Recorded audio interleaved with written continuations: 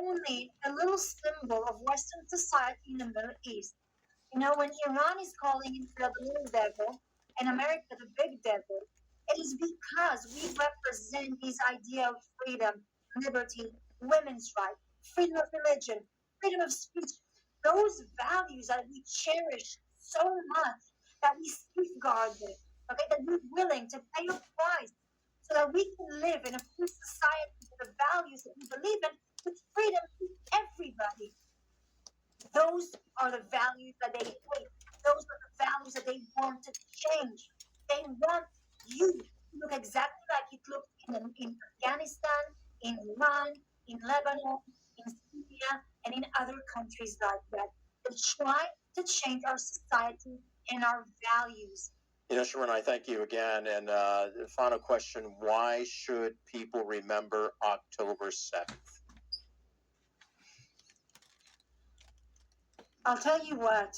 You know what? I don't expect everybody to sympathize and to really understand what we've been through. Okay? This is the greatest tragedy that our nation Israel had experienced, and we're heartbroken. We're still mourning what had happened there. I think that Americans need to remember October 7th to know and understand what radical Islam really is. Okay? They don't care. They don't care for life. They only care for hate. They don't love their children. They don't love their family members. They love death and embrace it. Wish death, murder them upon their family members. And you cannot deter them. If what you've seen in 7th of October, if you do not want to see that in your front yard, okay, then you need to support Israel. You need to understand that it's coming close. You need to understand that a lot of this idea and a lot of these Islamists, those radicals, are already in your home. And if Israel doesn't win this war, you'll be next. They'll be coming for you because they don't hate Israel because of Israel. They hate Israel because of our values, because of what we believe, because of our shared values. Okay, of freedom, of love for everybody, freedom of religion and women's rights and equality. And they hate that. They have a different set of values, a different set of culture, and they are at war. This is a cultural and a religious war that Iran and the Muslim Brotherhood are trying to lead around the world to force their culture and their belief on everybody else. Don't hear me, Google it. You'll hear them in their speeches saying that themselves. And what you've seen in Israel, remember it. This is only the start. If we don't fight it together, if we don't stand together as the strongest brick wall, as an iron wall, it will reach your homes as well. So don't remember it for us. Remember it for your own children. Member of the Knesset, Minister Sharon Haskell. Thank you so much, Sharon. It's always good to talk to you. Thank you very much, and we send our love and our prayers to everybody, to the American people, and also to the American troops who are also in danger around the Middle East. Yeah. We're coming back with more. In fact, when I return, we'll be talking to a man who actually lived through an attack on his kibbutz, and he'll talk about that. That's next on America's Hope. Sharon Haskell, as well as the people who lived in kibbutzim along the Gaza border, and people who lived in Sderot, the city that came under a lot of rocket fire and even battles that ensued in that city because of what took place on October 7th when Hamas terrorists crossed the border into Israel with the intention of killing as many people as they possibly could. We're going to meet a man right now who was living in one of the kibbutz. His name is Eli Wartzman. He has not been home since October 7th. October 8th, he had to move beyond the area. He still visits, and we visited that kibbutz as he explained to me what unfolded early morning on October 7th, 2023. Eli, this is your kibbutz. This is my, I was born and raised here. And when the attack took place on October 7th? Okay, I woke up at 6:30 from rockets in the alarm, Sevadom, and I kind of immediately realized we were at war. This is ain't a regular attack. This is just a few rockets, and I knew it for a reason that it didn't stop. Show me the direction from where the rockets This came. is coming obviously from Gaza. We can see so Gaza. Gaza's right here to our left? Yeah, to our left, and also behind the army camp where you see a bit of a sand coming up there. Yeah. It's also coming very, you get them from different angles coming in. So those buildings that I'm seeing over there are Gaza? The far buildings is Gaza. And even the buildings over there? On the left, you can see how populated it is, and you can also see the wall. You see that road there? That's the wall. That's the wall. I mean, 2 k's away. You break the wall, you come and say hello. So you hear the gunfire? And I hear the gunfire from the base. I hear the guard boats at the beach. You can see one of them there guarding, and non-stop rockets. So I realized right away this is not a routine sort of rocket shooting. We had war. I called the head of the local squad, right, for protection. No gun. I have everything but a gun. I got my helmet. I got my magazines. I got even a special bulletproof vest. No gun. So what do I do? I come running here. I arrive at this place about 7 o'clock in the morning, just to see what's going on, to try to figure out what's going on. And I can't see. I can hear shooting. I can see the boat shooting all along the coast. Okay, like with this boat that you see there. Yeah. Right. And all of a sudden, where you see this car coming there? Yes. That's the road that goes around the kibbutz. A white van, army van, shows up and pulls right over there and stops. Right in front of one of our posts, where one of the members of the squad, the local squad, was standing there behind his guard point, right? So he thought, what the hell the army is stopping there? Why is the army pulling over here? And all of a sudden, you see the RPG hanging on one of those guys' shoulders. You realize this is Hamas. So then they began shooting at them. There was a 3-hour battle on the kibbutz. They came 8 people from Hamas showed up in this van, and they managed to kill 3 of them, and the others just dispersed all around the place here. But the thing was that all this time I'm standing here. I didn't have my gear. I didn't have a gun. Nothing. Non-stop rockets flying above my head. At one point, they start targeting the kibbutz directly with, I forgot the right name, when they put it in a tube and it comes. The mortar rounds. Yeah, right. And one of them exploded right in front of my eyes. And every time I heard the red alert going on and I didn't hear the Iron Dome coming up, I knew it was them. So I would run down the stairs and hide behind one of the tables. In order to avoid the I'm not, I've been in the IDF, I've been in the army. I'm not one of those who afraid, but I could feel the pressure mounting in my chest. I didn't know when this is going to be over. It was like, I'm used to it, the short rounds. It's over, 10 minutes, 5 minutes, half an hour, finished. And this is going on. And also there was a point where I could hear the shootings on the fence because they were fighting right in front of me. Where on the right, where you can see this little road, That road, yeah. And that building, that little building there for water, this is where they basically parked their van. This is where they stop. It's about 200 meters away from my home. My old man sitting on the couch with, how do you call this rifle? One that shoots air gun? A BB gun. He's sitting there, 86 years old, with his rifle on the couch. And my brother outside with a pistol. And the battle is 200 meters away from them on the fence. And at one point, you could hear the shootings coming closer. I figured, hey, they already entered the kibbutz, Anyway, this was over. Around noon, the whole hurdle was over, But it was going on nearby. But it went on in the base, and it went on all around. It was just non-stop shootings, and, they carried over rockets all day long. It was not as if, that's it, game over.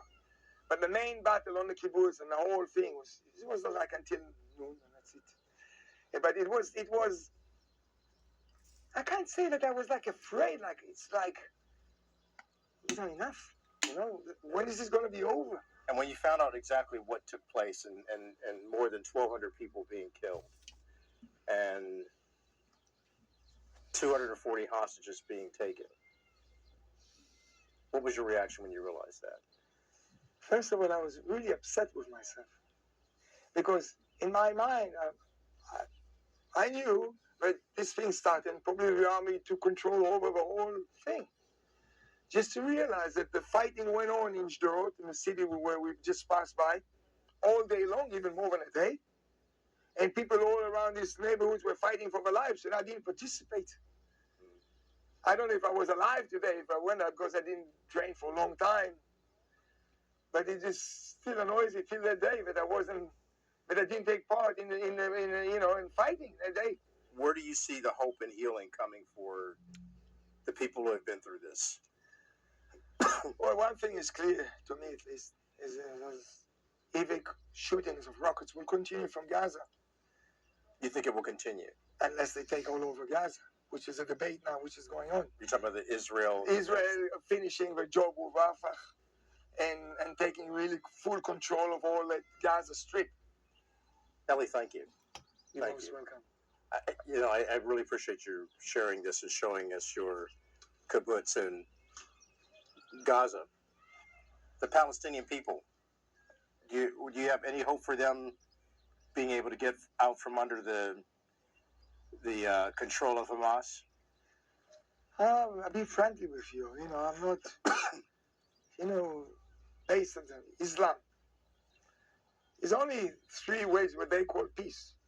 Peace, according to Islam, is one way you convert and become part of Islamic religion. Secondly, you stay a Jew or Christian, that you pay them a monthly tax for staying alive. And the very peaceful way is when they... Yeah, exactly. And then you end up in heaven and they end up with no enemies. But basically, that's the definition of peace. What can I tell you? I mean, I wish they would see the light too. Maybe the Israeli nation will come together. They'll get some of it too. Really, I mean it. What I'm saying, I'm not saying something on top of. I'm saying maybe when this bliss will come down to earth, they'll be part of it. That's what I wish. I have no hate for them.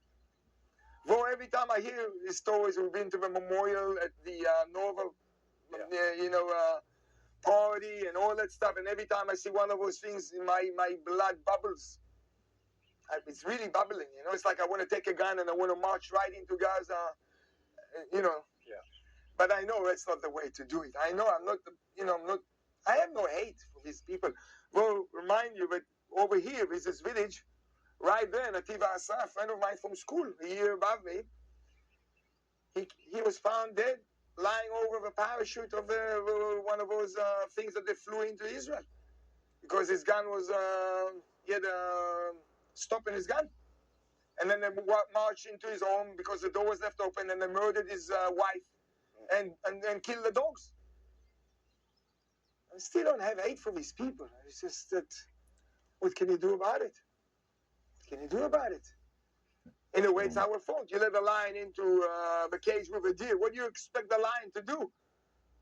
What do you expect him to do? It's his nature. You let these animals into your home. What do you expect them to do?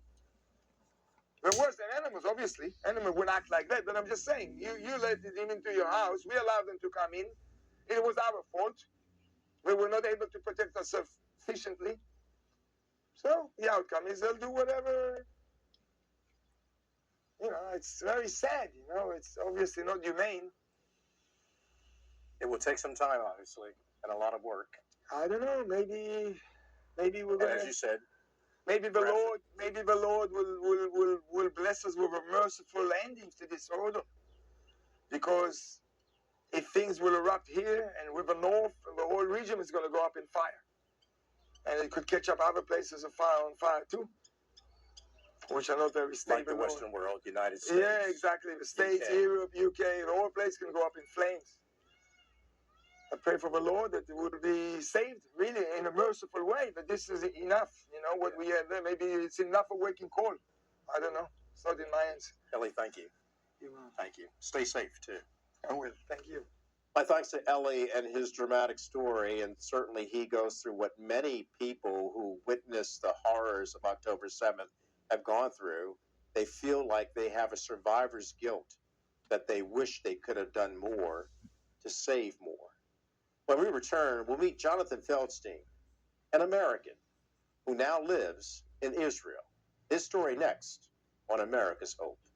My visit to Israel, I also met an American man, Jonathan Feldstein.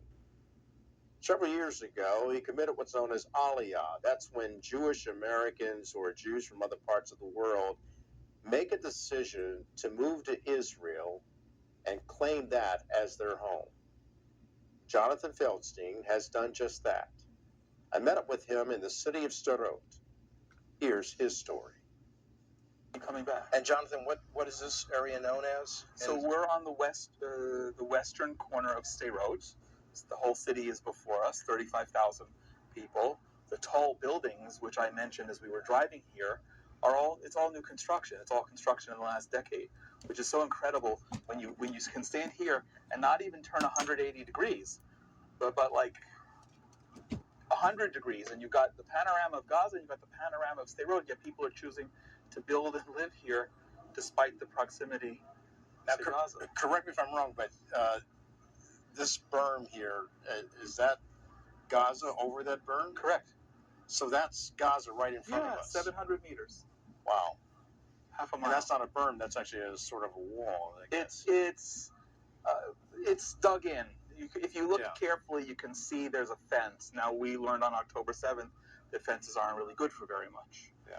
Or at least how we protected them also wasn't. But yeah, that's it. That's Gaza. So Jonathan, I have to ask you, you grew up in America. Yeah. Where? New Jersey. New Jersey. And you moved here to Israel when? Summer of 2004, 20 years. What made you decide to come to Israel? When I was a kid, I came here. My father was born here. We were speaking earlier in the day about who's really a Palestinian. My father was a Palestinian. He was a Jew born in the land of Israel in 1937, and the British, who controlled the territory then, called it Palestine, and called the Jewish residents of Palestine Palestinians. So when I came here as a kid, my first time, I was at home. Individually, I felt, wow, this is an amazing place to live. Somehow, and I was a child myself, I had never even thought about having children, but I understood somehow intuitively that this was a better, Yeah, we hear some more explosions going on. Well, actually, mortar rounds being fired by yeah. our side. This is going out, all with tremendous precision, and we'll see maybe a plume of smoke. I'm saying mortar rounds is actually artillery. It's artillery, big artillery cannons that look like tanks, but have a different. So here we are in the midst of a war, and you're still talking about how much you love Israel. I loved Israel my first trip. I understood it was a better place to raise children than in America. Today, 20 years after moving here, my kids thank us for making the move. We moved here. Remember, 2004 was the beginning of the end of what now is called the Second Intifada. What we didn't know was the beginning of the end. But that was a huge leap of faith. There were still cafes and buses and malls that were being blown up by terrorist suicide bombers. Yeah. That was what they were doing then. 20 years later, now they come in and destroy entire communities. But it was home the first time. It's home now physically in terms of me and my family. But I will say this, as a Jew, it may be a really poor analogy, but you think of the worst Christmas gift that you ever got. You return it. This is an amazing gift. God gave us. He promised he was going to bring us back.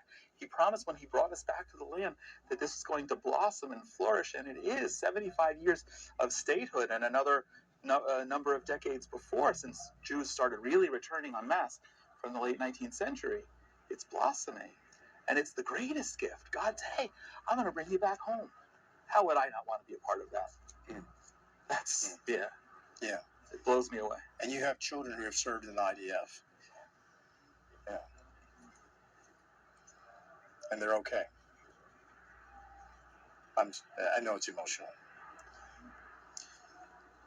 And for Americans who don't get it, you have to live in a home that has a bomb shelter. Sure. All construction here, new construction, has bomb shelters attached. The emotion of sending your kid off to the army, forget war. My son served in southern Gaza for 2 months. He had a friend who was killed by an RPG. right next to him. This watch we made for his platoon is in memory of the man who was killed. There's an unbelievable sense of pride that I wouldn't even begin to know how to transmit to you the day we sent him off, August 8th. We gave him a blessing. He walked through the gate, and then he was in the hands of the army. And we have faith. But it's an unbelievable source of pride coming as the great-grandson of great-grandparents who were killed in Poland. We didn't have an army then. We didn't have anyone to defend us. And with all due respect, as a proud, unbelievably proud American, I don't see so many people protecting the Jewish community in America either. We have our army here, so you can send your child off to be part of that. It's not just the present, it's loaded with years of history. But one of the hardest things for sure was October 7th when we were 40 miles away. We were getting rockets from Gaza. You're from the 40 miles this direction in the Judean mountains. Yeah. That's what woke us up in the morning. You could hear it that far away. Oh, the explosion was over my house. The explosion of the Iron Dome? Because they're firing, the Iron Dome is taking out the rockets. The Iron Dome exploded, the first one, right over our house. And the air raid siren woke us and got us out of bed. And that morning we were, if I remember correctly, it wasn't something we were writing down, but 4 times that morning we were sent to the bomb shelter. Happens to be my oldest son's bedroom, the one who was a paratrooper, the one who was called up that day. But we were Orthodox Jews. It was Shabbat. We didn't turn on our phones. We didn't turn on TV. It was a fascinating conversation in our home about what on earth could be going on in Gaza that this time they're firing rockets as far as the Judean mountains. Jerusalem even more, had more rockets and more sirens that day. No one imagined what happened. And then at 4 o'clock in the afternoon, my son came home. He'd been living in the basement apartment of his new in-laws. He's a newlywed since July. And they hadn't even lived in their own apartment yet. And he said, I was called up. I have 10 minutes to get my uniform and gear together, and I have a ride. I'm going to Gaza. He didn't go into Gaza, but he came down here to one of the communities that was devastated, Kfar Aza. He saw the horrors that took place that day. That was one of the hardest things in my life. Yeah. But it's still with pride, because, here we are, and we're talking about the precision. I don't want us to be at war. I wish that they could get their act together, and it should be their job to expel the terrorists, not ours. And hopefully they'll do something right whenever this concludes. But I'm proud of the fact that despite what the world says, this is not a massacre. This is not a genocide. We're going in with precision. We're putting my son and all of our sons and Yuval Hyman's people of the world. We're putting them at risk in order to go in to take out the terrorists in the hospital over 2 weeks and then say, okay, you can have your hospital back. The prayer is that they should use it for good. Yeah. I got to ask you, since you've been living here and you've talked about the pride that you have for Israel, you're working through a foundation to help various organizations here. To what end are you trying to help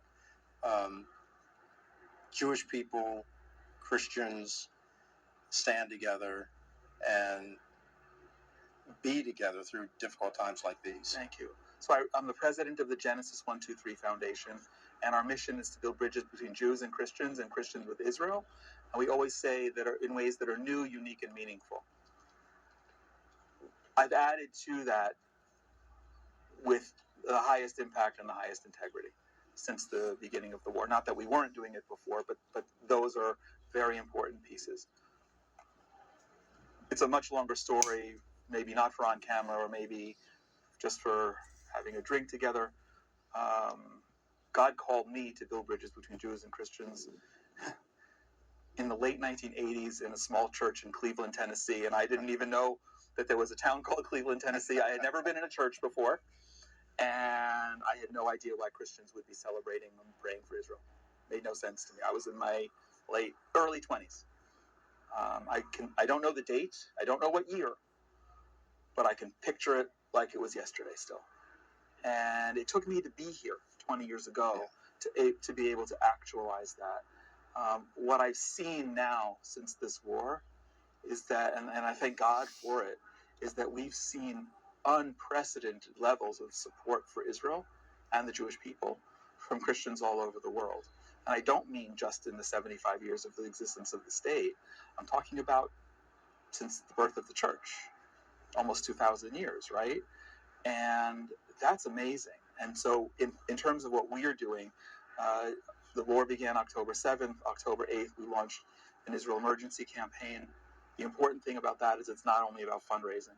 So in May, we have a global prayer event that's going to take place live over the internet, 7-8 hours long in multiple languages. Wow. We can't monetize prayer. That's not appropriate. May what?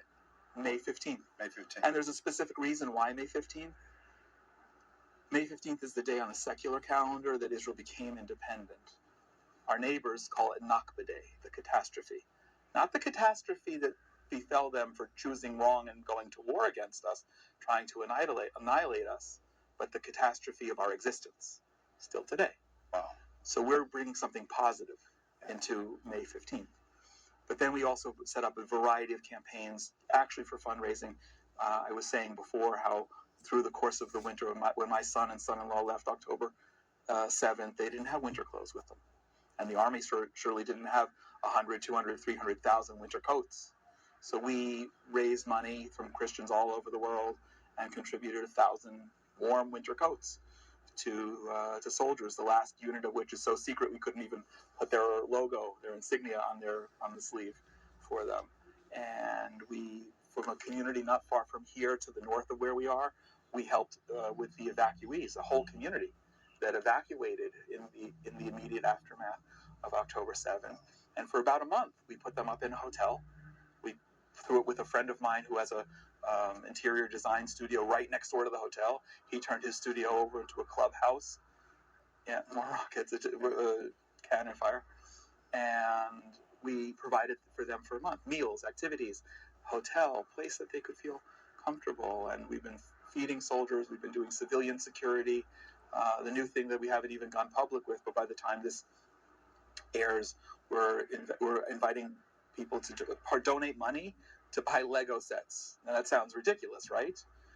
But soldiers who have been injured need really good hand-eye coordination for their rehabilitation.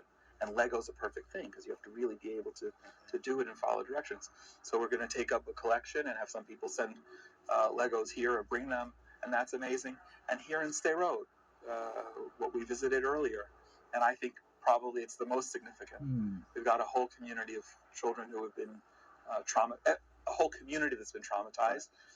We as adults deal with trauma differently, so who knows how that trickles down to their children and how we're best capable to help them. So we're helping the most at risk here, and that's I hope a multi-year program. Jonathan, I've asked you this before. What is your hope for Israel, and for that matter, for the Palestinians?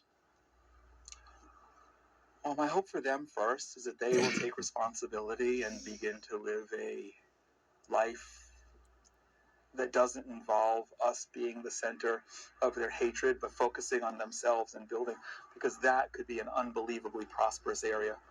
Unbelievably prosperous. And I do pray that for them. As far as Israel, since October 7th, we've experienced unprecedented unity. It's starting to unravel.